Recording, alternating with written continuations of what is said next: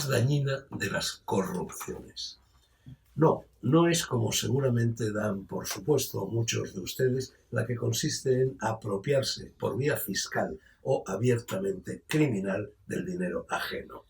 La peor de las corrupciones, entre las muchas y muy variopintas que menudean en la España de hoy, lo que no significa que no las hubiese, aunque no tan flagrantes en la de ayer, es la corrupción del idioma, consustancial a las dictaduras, pues quien controla el lenguaje controla el pensamiento, y quien controla el pensamiento controla la opinión, y quien controla la opinión controla el voto y transforma las papeletas en válidos o en berridos.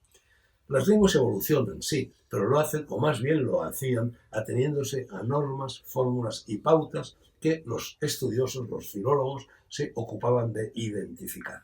Lo que no hacen nunca, motu proprio, las lenguas, es cambiar por decreto, por locura, por enajenación mental, por necedad, por capricho, ni por el trágala de los políticos que el devenir de la historia nos trae en suerte. Por lo general, como en España sucede ahora, en perra suerte. Hace menos de 2 días, sin ir más lejos, la ex cajera de supermercado que usurpa el título de ministra de Igualdad celebró la inminencia y los prolegómenos del Día del Orgullo Gay, desgranando en 3 ocasiones, con regodeo y ahínco, la matraca esa de los, las, les, todos, todas, todes, vosotros, vosotras y vosotres, mientras una sonrisa, sonriso, sonrise de idiota, idioto, idiote recorría su rostro de oreje a orejo. Pobre de mí, que solo tengo, como todo el mundo, simples orejas.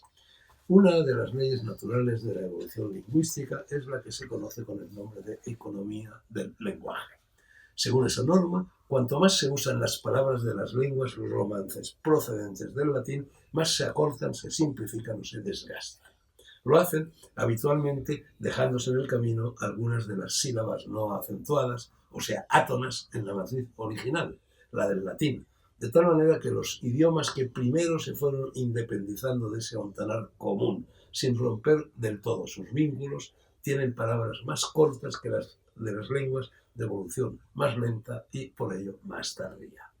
Hay incluso hablantes que usan y abusan de esos recortes silábicos, pero no semánticos, con resultados que a veces resultan jocosos.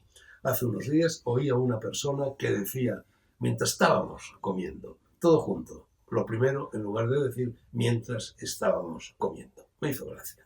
Me cuenta el Séneca que por ser la suya voz del pueblo tiene muy buen oído, que iba de pequeño a la escuela en la que su padre era maestro y que allí, como norma de buena educación, cuando los niños estaban jugando en el patio y aparecía el autor de sus días, de los días del Séneca, había que saludarlo con un buenos días tenga usted, pero lo que se oía era algo así como díasted, en donde los puntos suspensivos representan un ruido o murmullo correspondiente a la palabra buenos. Pura economía del lenguaje, como cuando los humoristas típicos se dirigían a su audiencia diciendo «ñoras y ñores» y movían con ello a la sonrisa.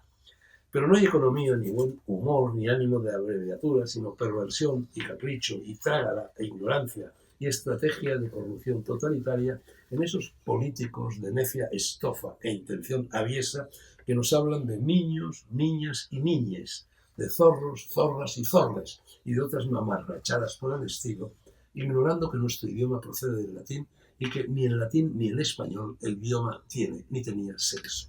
Lo que sí tenía y tiene es género gramatical, que ni siquiera es el mismo en los 2 idiomas, pues en latín había 3 géneros gramaticales, masculino, femenino y neutro, y el último prácticamente desapareció y se asimiló al masculino o al femenino, aunque no todas las lenguas romances dieron ese paso de la misma manera. Así, por ejemplo, la palabra para designar al río en francés es femenina, y no creo que haya tomado estrógenos, y en español masculina, sin, por descontado, haber ingerido testosterona. Todo esto suena a chiste, pero no es asunto baladí. Hubo un tiempo, me cuenta el Séneca, en el que pasaba él con alguna frecuencia por la autopista que une las Vascongadas con Castilla, y como el Lendakari de entonces siempre aludía en sus discursos a los vascos y las vascas, y el de ahora, añado yo, lo sigue haciendo, nada más entrar en la autopista, su mujer y él, al unísono y en son sarcástico, decían autopista co y ca.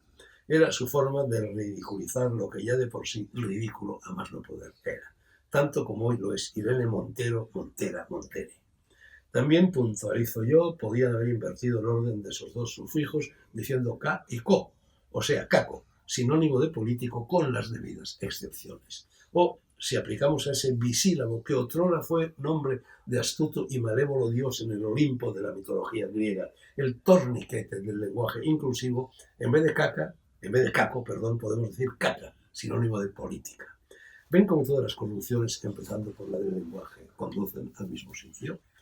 Cuando yo iba a la universidad, allá por los años 50 y 60, solíamos decir en su bar, pasados de copas, a quien soltaba algún taco delante de las chicas: habla bien, coño, que no cuesta un huevo y quedas cojonudamente.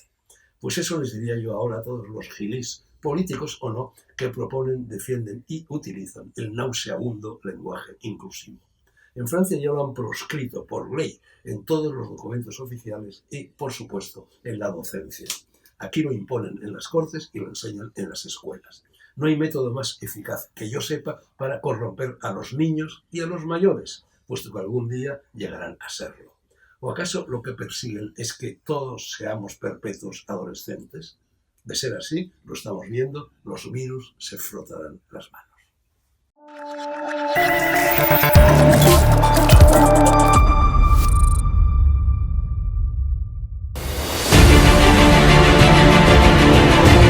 Le he preguntado, usted está siendo investigada por presunta administración desleal. Después es una vergüenza que la extrema derecha media... ¿Quién es la extrema derecha? Los que contratan...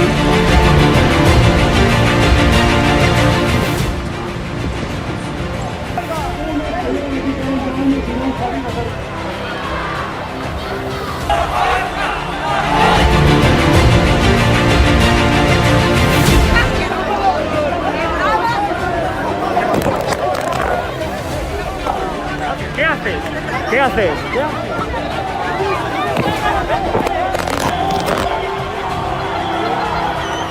Bueno, pues nos han roto el móvil.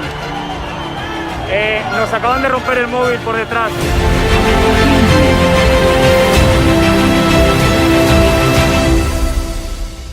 edatv.com, ¿vale? Pincháis aquí y ponéis los datos fundamentales. Y ahora, como veis, nos pide que firmemos este contrato de suscripción, lo leéis con calma, por supuesto, y le dais a continuar. Y ahora nos pide que introduzcamos pues una contraseña, y le doy a continuar. Y ahora me pide que confirmemos el correo electrónico. Habréis confirmado vuestro correo electrónico y os pide, ¿vale?, que elijáis una membresía. Está gratis, mensual, semestral, anual, ¿vale? Pues podéis elegir, por ejemplo, si queréis ayudarnos pues con 9,99 euros al mes y con la tarifa plata, pues le dais a aceptar y suscribirse. Pincháis aquí y como veis, ya os dice aquí, os pone todo claro: a Fake News Consulting, plata, tarifa plata, mensual, 9,99 euros, le dais a pagar y os abrirá ya pues el TPV, ¿no? Ponéis vuestra tarjeta bancaria, ponéis la caducidad, el código de seguridad y ya podéis llegar a pagar dándole a este botón automáticamente.